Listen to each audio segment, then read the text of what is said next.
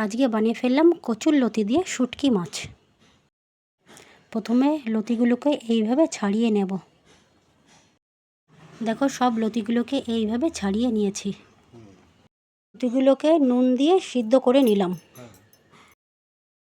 এদিকে গরম জলে শুটকি মাছগুলোকে আমি ভিজিয়ে রেখেছি। পেঁয়াজ, রসুন ও লঙ্কা আমি কেটে নিয়েছি। প্রথমে কড়াইতে তেল দিয়ে তেলটা গরম হয়ে গেলে শুটকি মাছ, পেঁয়াজ ও সামান্য নুন দিয়ে ভাজা ভাজা করে নিতে হবে। শুটকি মাছটা ভাজা ভাজা হয়ে গেলে এবার রসুন দিয়ে দেব। এবার সব ভাজা হয়েছে, লতিগুলো দিয়ে দিলাম।